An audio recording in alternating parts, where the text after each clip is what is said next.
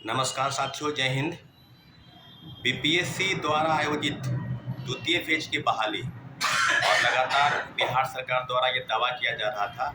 कि हमने 1,22,000 लोगों को नौकरी दे दी। और कल एक मामला जो है प्रकाशित हुआ है न्यूज़पेपरों के माध्यम से। तो एक बहुत बड़ा मामला सामने आया है TRE-3 की पेपर लीक की जो जांच चल रही थी,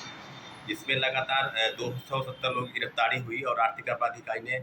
जितने लोगों के प्रमुख लोगों के नाम सामने आ रहे थे, संजीव मुखिया की गिरफ्तारी अभी तक नहीं हुई है। उसके बेटे शिव, जो नीट पेपर लीक का भी कांड का सरगना था, उसकी गिरफ्तारी हुई है। परंतु TRE-3 के जांच के क्रम में TRE-2 के भी जांच जो है वो की गई और ये पाया गया कि TRE-2 के भी पेपर लीक थे। तो साथियों, आज विषय पर पूरी तरीके से अब इस बात पर मंथन हो रहा है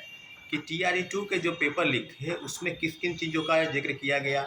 क्या सरकार की गंभीरता इस बात से नहीं थी कि पेपर की जांच अगर कराई जाती है और जिस प्रकार से कई कई तरह के कारनामे सामने आए, सर्टिफिकेट वेरिफिकेशन में जो लापरवाही बरती गई उसको लेकर, और दूसरे तरीके से पेपर लीक। तो पेपर लीक पर तो अब क्लियर हो गया है मामला कि आर्थिक अपराध इकाई ने जो रिपोर्ट सौंपी है, जो माननीय उच्च न्यायालय में उसने जो याचिका दायर के क्रम में उन्होंने जो की है, उसमें साफ स्पष्ट है कि TRE-2 के भी पेपर जो है वो लीक थे। तो इस तरह के जो मामले सामने आ गए हैं, तो अब तो कुल मिलाकर ये बात अब सिद्ध हो गया है कि बड़े पैमाने पर फर्जी लोग, जिन्होंने पैसे के वजह से या पैसे के लेन देन में जो है वो आगे आए और पैसे के वजह से वो शिक्षक बने। तो अब टोटली रूप से ये माना जाए कि क्या जांच के बाद सरकार की अब इस बात की तरफ इशारा नहीं होता है कि पेपर लीक पर सरकार कितनी गंभीर है। लगातार पेपर लीक हो रहे हैं, तो हम लोग तो लगातार डिमांड कर रहे हैं कि TRE-2 क्यों,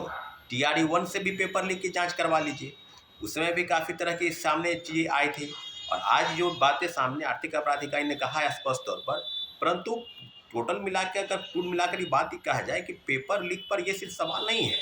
पेपर लीक पर सवाल इस बात का है कि उन्होंने जो रिपोर्ट सौंपी है उसमें पटना के 3 कोचिंग इंस्टीट्यूट के भी नाम शामिल हैं, जिन्होंने पेपर को सॉल्व कराया। अब कहने की बात है कि मुजफ्फरपुर से मोतिहारी ले जाने के क्रम में हाजीपुर के आगे आदि आदि कई जगहों का जिक्र हो रहा है।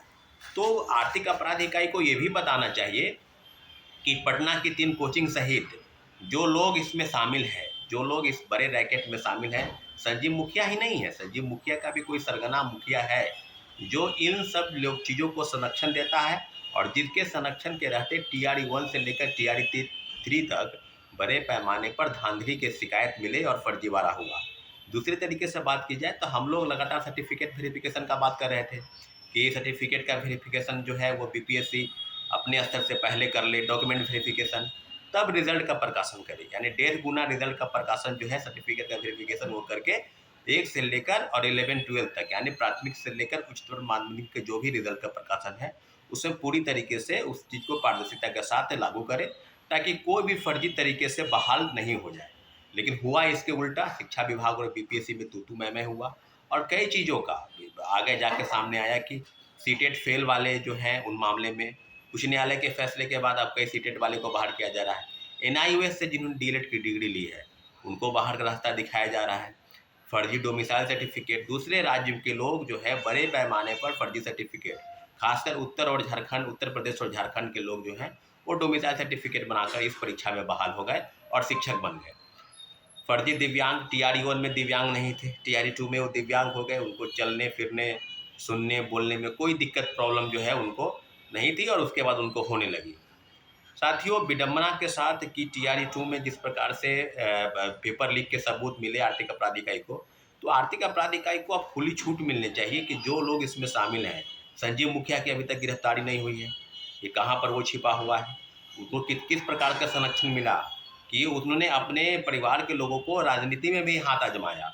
कई बार उन्होंने चुनाव में भी लड़वाया, विधायक के चुनाव में उनके कई लोग सगे संबंधी चुनाव में लड़े। तो आप समझ सकते हैं कि सरकार के संरक्षण पर अगर ये नहीं हो रहा है, तो फिर आर्थिक अपराध इकाई पटना के 3 कोचिंग माफिया के जो कोचिंग इंस्टीट्यूट है, जिनके नाम लगातार सुर्खी में आ रहे हैं, उन पर कार्रवाई क्यों नहीं हो रही है। और पेपर लीक पर इस प्रकार से जो चीज़ सामने आई है उस पर अभी तक तो कोई संज्ञान नहीं आया है। तो लगातार बेवजह जिस प्रकार से पेपर लीक हुए हैं, इसमें निश्चित रूप से उन गरीब, निर्धन और किसान परिवार के बच्चे जिनकी हकमारी हुई है, वो मेरिट के दम पर नौकरी पाना चाहते हैं, परीक्षा में सफल होना चाहते हैं, कहीं न कहीं उनके इरादों पर एक धक्का लगा है। और आने वाले समय में